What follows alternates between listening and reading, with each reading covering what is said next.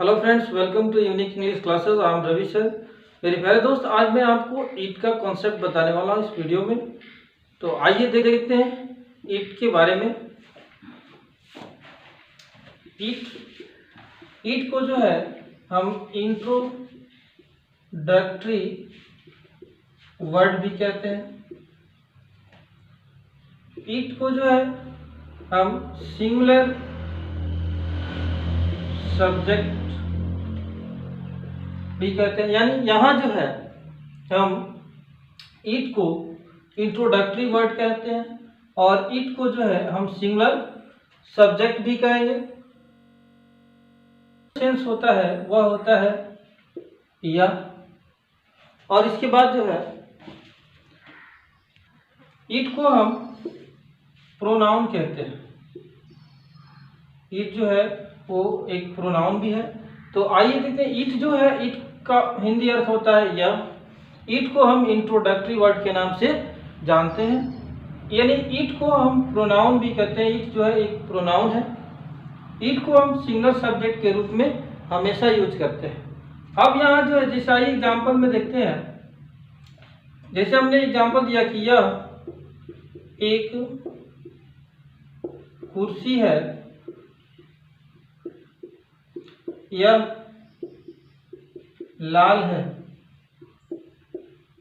अब एक और चीज है कि आप जानते हैं दिस का मतलब भी जो है यह होता है, लेकिन हम जब ये सेंटेंस बनाएंगे तो इसमें हम कभी भी यह एक कुर्सी है तो इसको हम कभी भी ये नहीं कहेंगे कि इट इज ए चेयर। यानी हमेशा जो है, अब जब यह एक कुर्सी है तो इसको ट्रांसलेट करेंगे तो क्या लिखेंगे, दिस इज ए चेयर। यहाँ हमने लिखा कि यह एक कुर्सी है, यानी दिस इज ए चेयर। इसके बाद जो है यह लाल है तो यहाँ हम जो है लिखेंगे इट इज रेड, क्योंकि इट जो है ना वो नाउन के रिपीटेशन को रोकने का काम करता है। यानी यहाँ जो है हम ये नहीं लिखेंगे कि ए चेयर इज, गलत हो जाएगा, या यहाँ लिखते हैं कि दिस इज रेड तो भी गलत हो जाएगा, क्योंकि नाउन के रिपीटेशन को रोकने के लिए इट का प्रयोग किया जाता है। आइए नेक्स्ट एग्जांपल देखते हैं। जैसे मेरे पास एक गाय है, मेरे पास एक गाय है, यह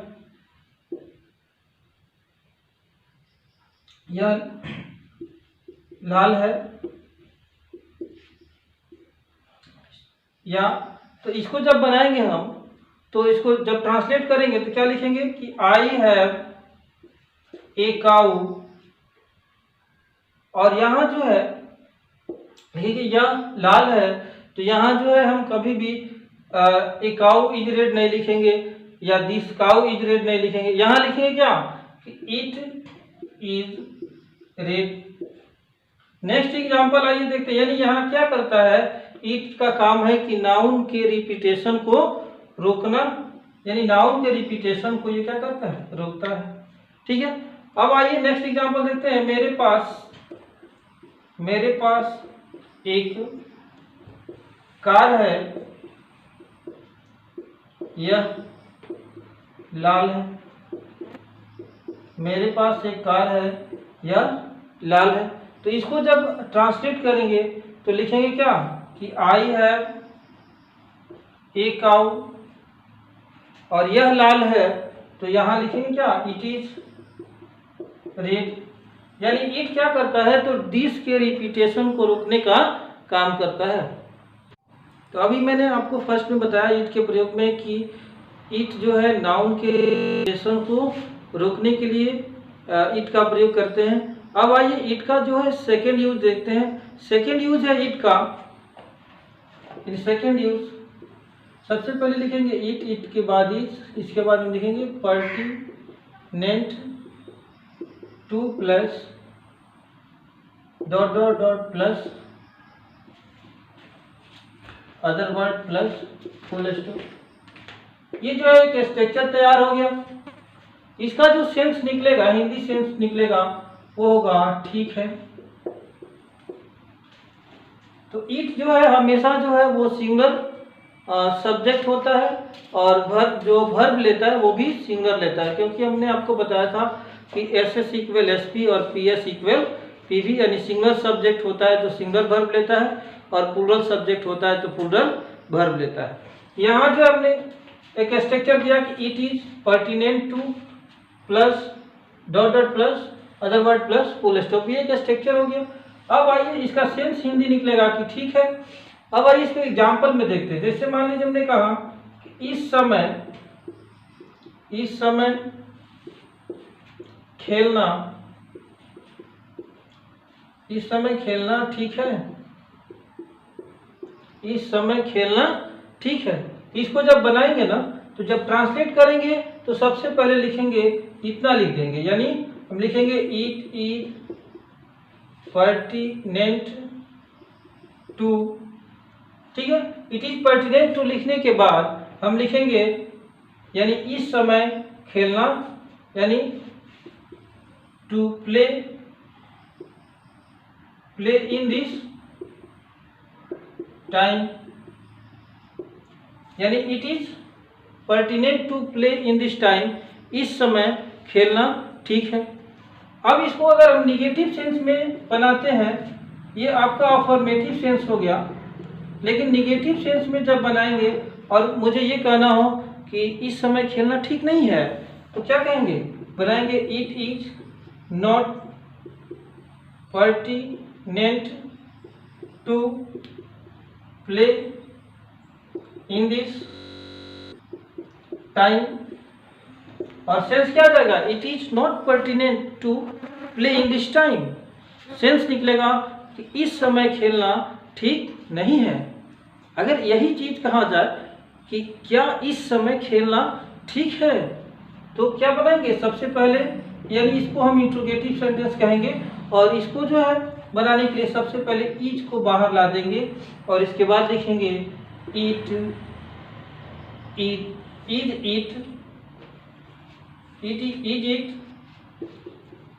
pertinent to play in this time, और क्वेश्चन मार्क्स का चिन्ह लास्ट में देंगे।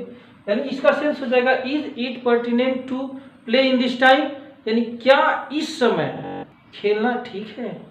लेकिन यही चीज हमें बोलना हो कि क्या इस समय खेलना ठीक नहीं है, यानी इंट्रोगेटिव एंड नेगेटिव सेंटेंस बनाना हो इसका, यानी इंट्रोगेटिव एंड नेगेटिव सेंटेंस जब बनाएंगे ना, तो क्या होगा, क्या इस समय खेलना ठीक नहीं है, तो ट्रांसलेट करें क्या, is it not pertinent to play in this time, और लास्ट में क्वेश्चन मार्क्स। चूंकि ये is it not pertinent to play in this time, क्या इस समय खेलना ठीक नहीं है। और यही जब हम WH क्वेश्चन बनाएंगे ना, तो इसमें क्या करेंगे कि लिखेंगे सबसे पहले कि वाई या व्हाट लिखेंगे, व्हाट से बनाते हैं, व्हाट इज इट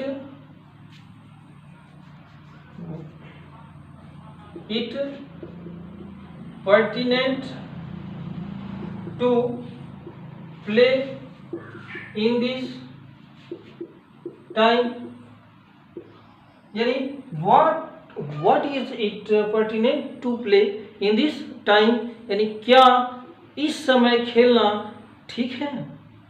और यही अगर हम आपको इसको इस समय खेलना क्या ठीक है, और यही जब हम इसको WH नेगेटिव में बनाएंगे, यानी जो है हिंदी सेंस में जब जाएंगे तो बनाएंगे क्या इस समय क्या खेलना ठीक नहीं है।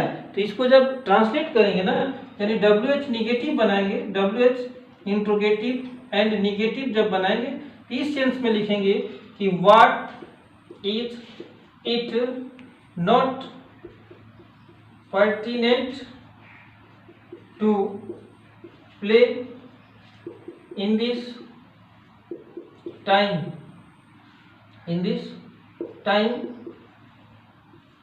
यानी इसका सेंस हो जाएगा कि इस समय क्या खेलना ठीक नहीं है।